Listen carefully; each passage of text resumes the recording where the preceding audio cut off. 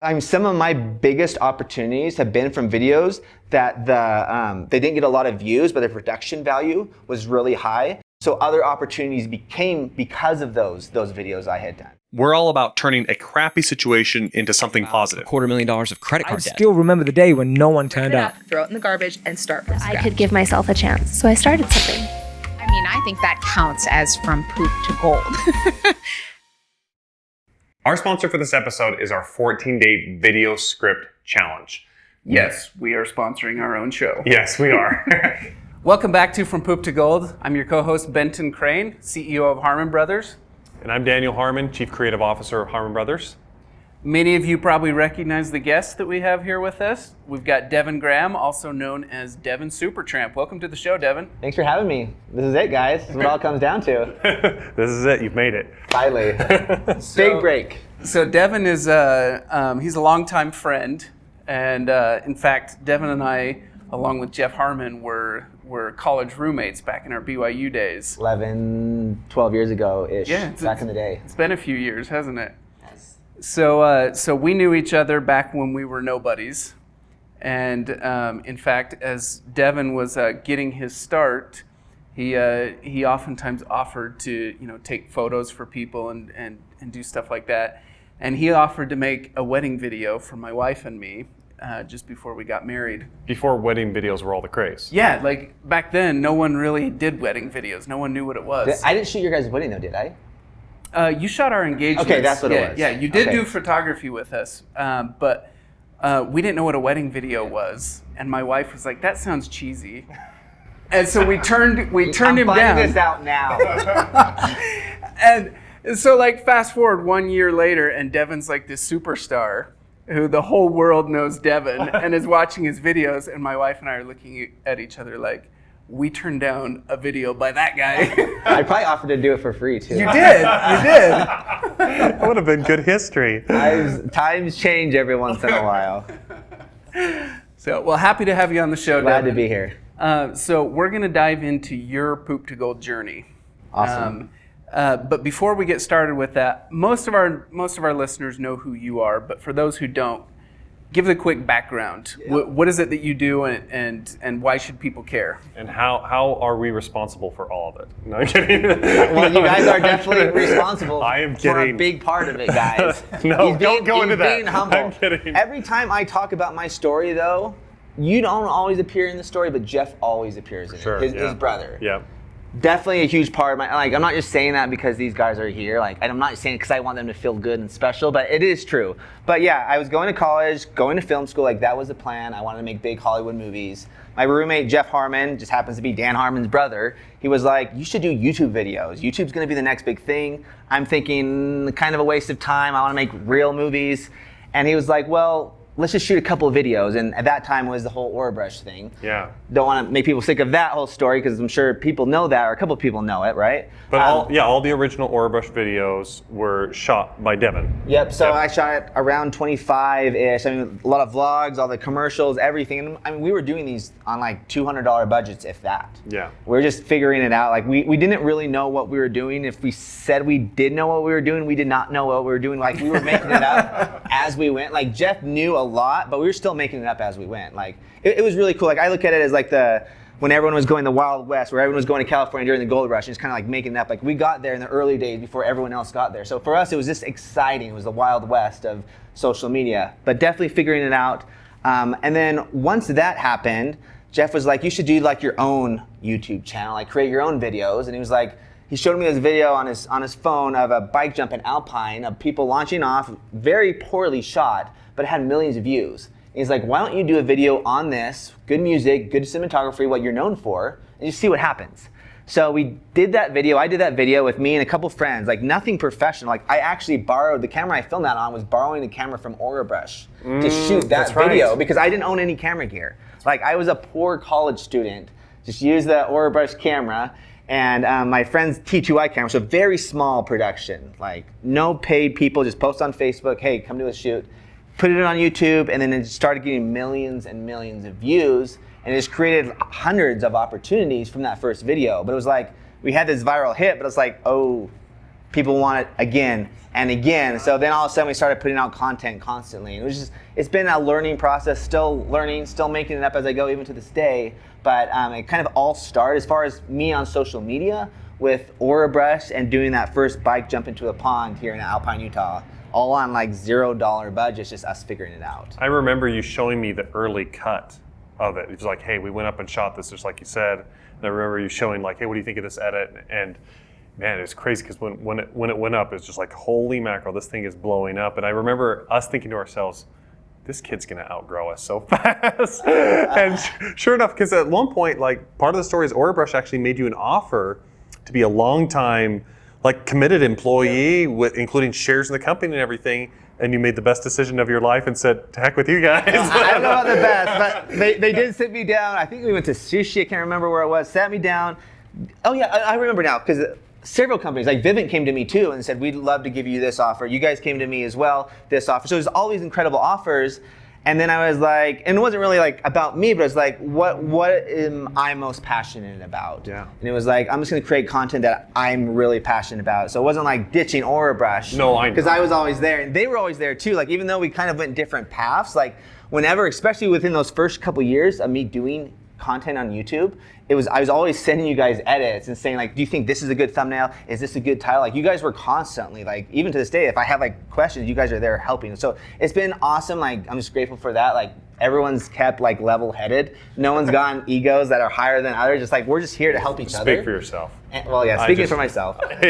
Yes, hopefully we've all stayed grounded to some degree. But yeah, definitely. But it's been a learning process. But yeah, it's been exciting just seeing everyone's careers from that like time period of like, I mean, for me, it was like Jeff saying YouTube's gonna be huge, social media's gonna be huge, and like going with that and just seeing where it's gone. So one of the things that I remember so distinctly about that time period with you is being able to see the way that your brain worked. Meaning, I think you have a brain that fires really fast and is very visionary, and this is all compliments, by the way. And what was crazy to me was when we watched you start to do the YouTube videos, it just felt like your talent was inevitable, right? At least from our perspective, it was just like, this kid's just gonna blow up in one way or another. Like he's gonna make it regardless of how he makes it. It's gonna happen.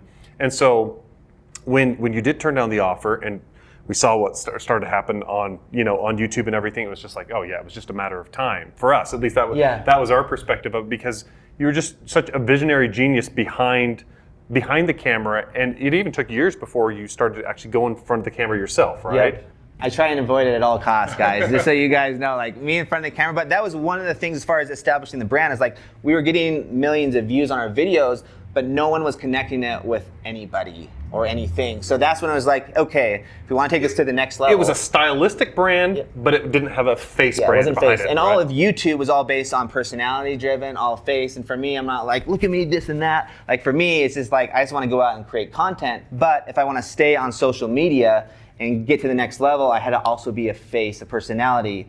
So for me, we started a behind the scenes YouTube channel. It's called it Devin Graham, just my first and last name. And that was because Jeff suggested, like, brand it with who you are. That's right. So I did that, and then from there, then I feel like that's when we started consistently getting brand deals, because I was like, okay, we can create a product for Subaru or Ford, but we can also talk about the product on our behind the scenes where we can actually push the company. So a lot of brands, they gravitated to that. So it gave us an advantage because we had also started that second channel. Yeah.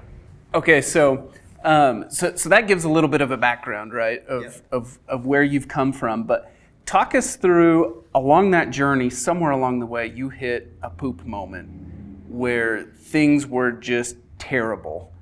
Talk to us about one of those moments and what was happening. What did it feel like?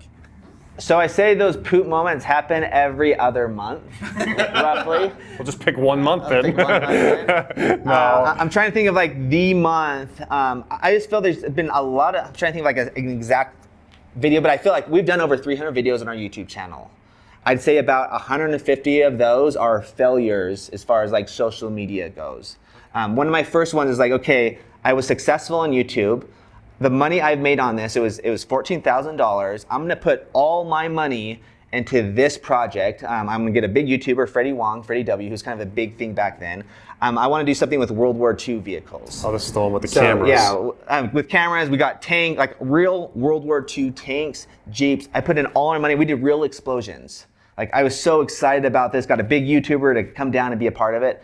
Launched it on YouTube, and it completely bombed. Every comment was like, this is an awful video, and I felt so embarrassed. Like, I just wanted to roll in a ball and like never create again. But every comment was so negative. So many dislikes over the likes. I just wanted to give up. So for me, like, that was one of the big moments earlier on within like the first year and a half of creating something and completely bombing. I was like, I'm done making movies. Like, that's how I felt. And I was like, I don't want these other YouTubers to see that I did this video and that it bombed because I'm a bad storyteller, I'm a bad filmmaker. So for me, that was like a very poopy moment. But with all poopy moments, you can always come out of those poopy moments, you know? So then I was like, okay, this is awful, this is not ideal, but I'm just gonna go out. I spent all the money that I have made, but I'm just gonna go out, $0 budget again, and just create content that I'm excited about.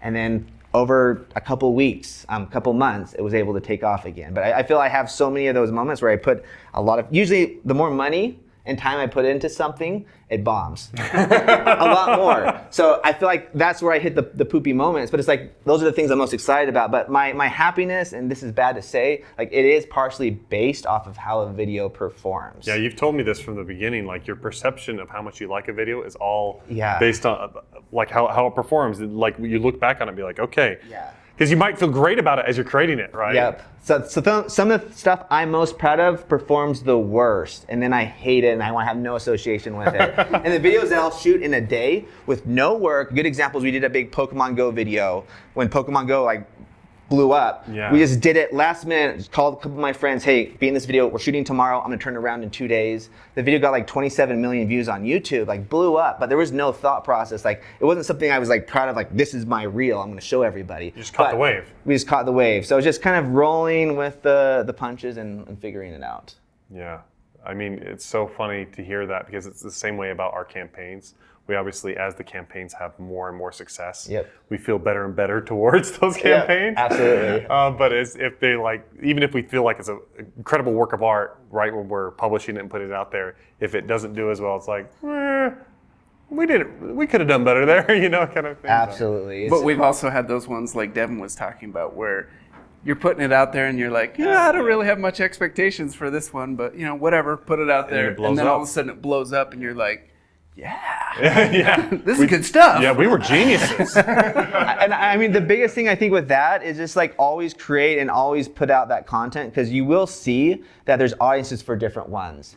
And I mean, some of my biggest opportunities have been from videos that they didn't get a lot of views, but their production value was really high. So other opportunities became because of those videos I had done. So for me, it's been this really interesting, like, okay, this didn't create the opportunity I thought it would create, but like a year later, it creates something much bigger. Yeah. So it's been fun and exciting kind of seeing that play out. It proved yourself in another way to a different kind of brand That you didn't expect. who then later approached you and you got more Exactly. work. It's awesome. So it's like, don't give up because something doesn't do what you wanted then, because it will create an opportunity down the road, especially if it's something that's genuinely good. So it's like, that's why we try and focus, like, we can put out a lot of content, but every so often, like once every other month, we try and create something we're really proud of.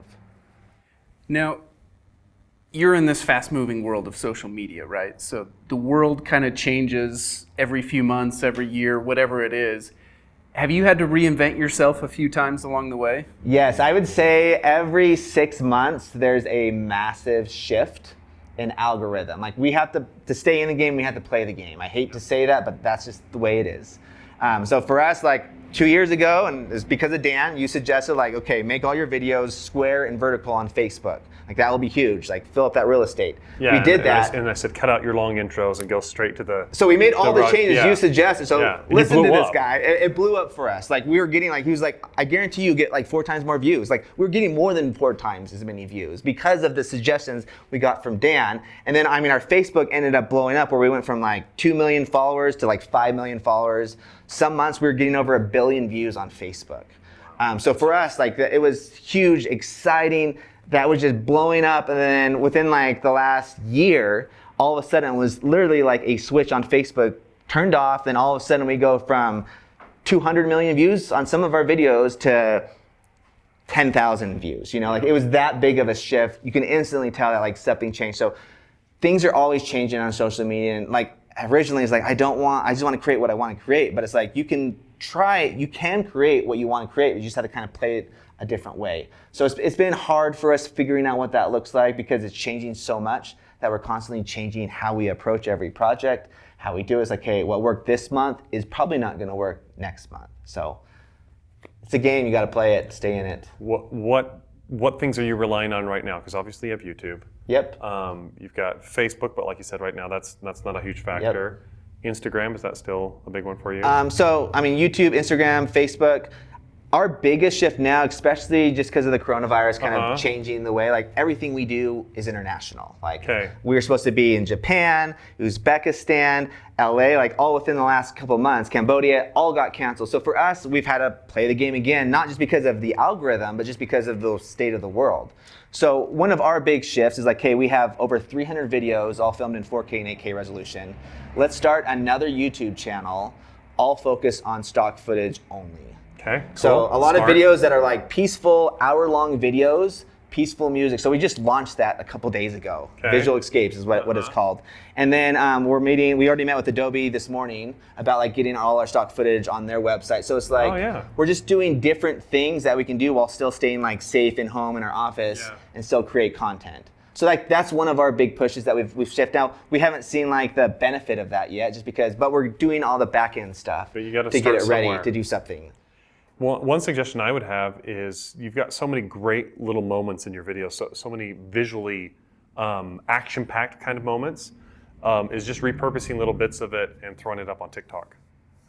I would recommend giving that an experiment. The reason we were slow on TikTok is because I went to claim our name and it was already taken. And then I was like, I don't want to build up another name. But then we ended up contacting TikTok and say, just build up a random one and then we can get your account once you get more followers. So we just started on the TikTok thing. Because I know that's like the next big craze. Because it used to be Instagram was huge for us, but now it's like Instagram's a completely different game now too for us. Yeah. So, but I would agree 100%. Like TikTok's like the next big thing, especially everyone now is on TikTok. I don't want to be on TikTok because I just spent so much time building up all these other platforms. I know. But we had to play the game and stay in the game. That's right.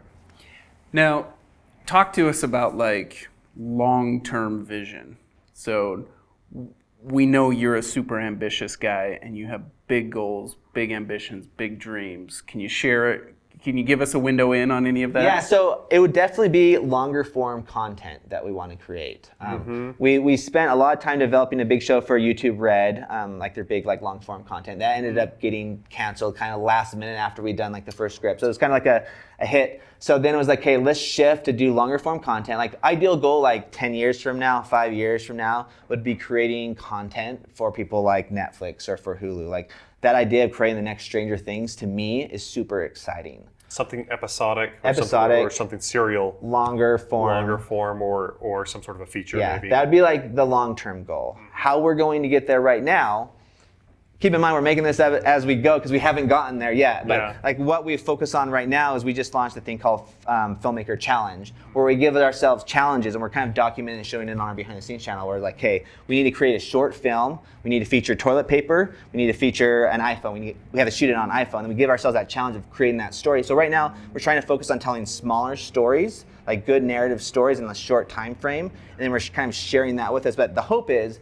that's going to make us better storytellers. So when we create those opportunities to do stuff on Netflix, we already have all this huge kind of resume of things that we've done as far as the narrative stuff goes. Cool.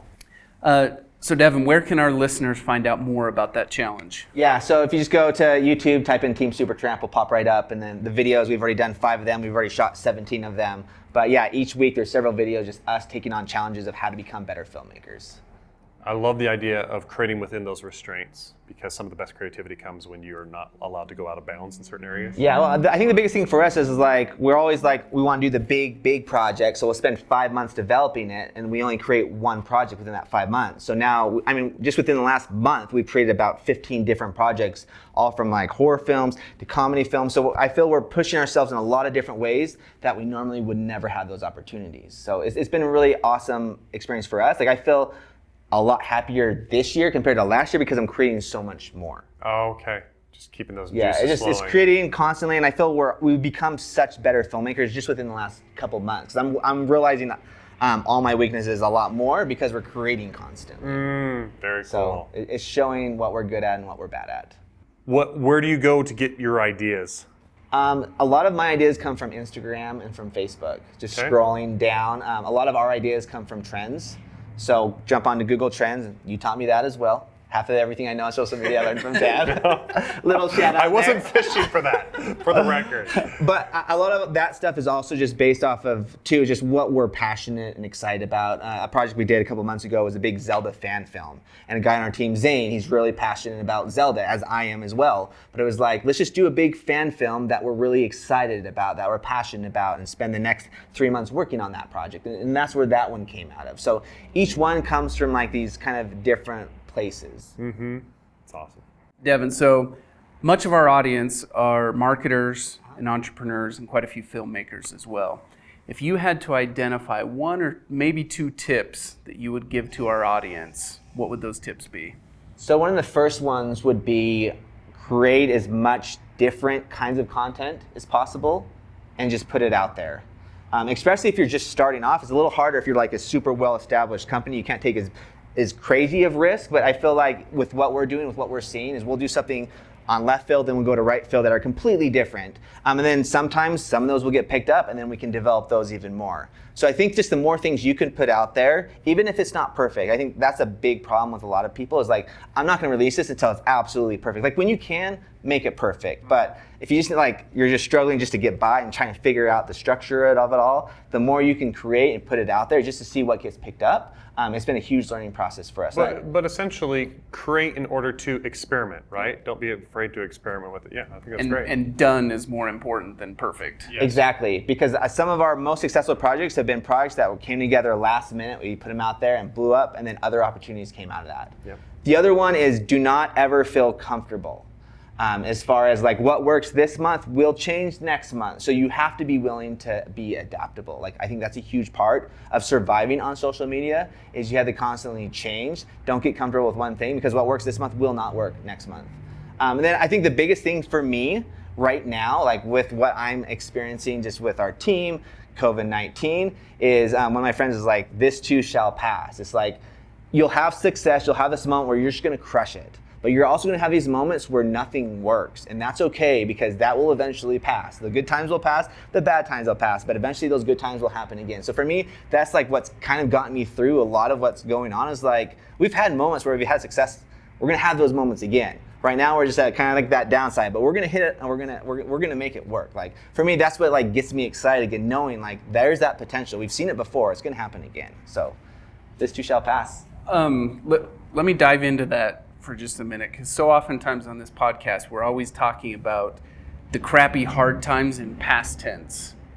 But is it fair to say that because of the whole COVID-19 thing and everything, all your projects that have been canceled, is it fair to say that you're in the middle of one of those crappy times right now? Yeah, I say we're in the poop right now, so figuratively and literally. Yes. We just had a baby, so we're dealing with that whole side of things as well. But I mean, for me as a creator, and I came on the video a couple weeks ago just saying like this is one of the hardest things we have ever gone through as a company, like hands down. And it's like I can't even imagine it getting worse as far as just dealing with the business side of things. Yeah. You know, so for us it's been poopy, but it's also been exciting in the sense that okay, normally we'd be so busy on all these other branded projects that we couldn't focus on our own projects.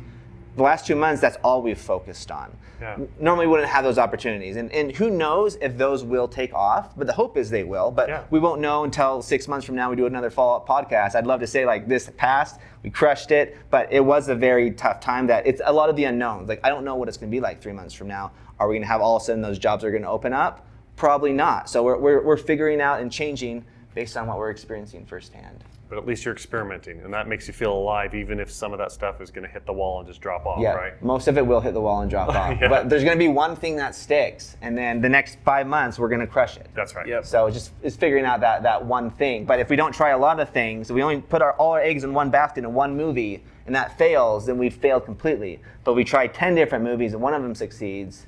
Now we have a franchise in this. So that's what we're going for. Well, thank you for coming on our show, Devin. Thanks we for really having me. Yeah. It's like old times, guys. Yeah, for sure. Yeah, such a pleasure to have you on. You've got so much experience, so much wisdom, and we're grateful that you came to share that with us and with our audience. So once again, thank you. For those of you who don't already follow Devin, make sure to go follow Devin Supertramp, particularly on YouTube, but all the other social platforms as well, right? Yep. Devin Supertramp on YouTube, across social media, you'll find us.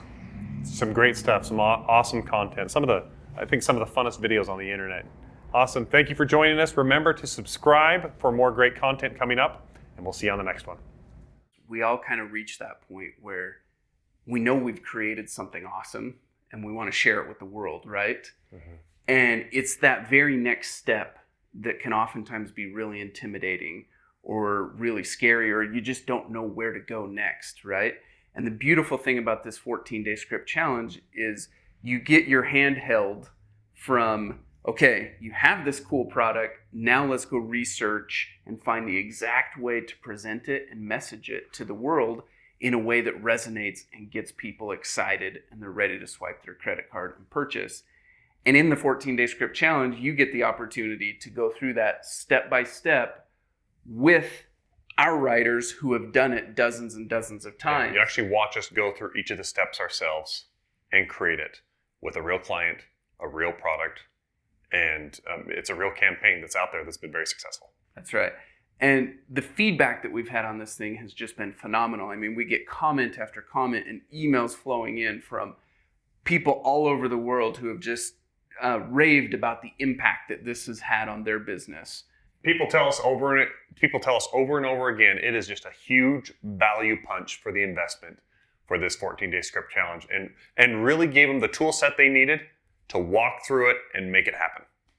And we've had dozens of students who have successfully taken the challenge, written their script, launched their ad campaigns, and driven success for their business. It's pretty amazing. For more information, go to hbros.co/script.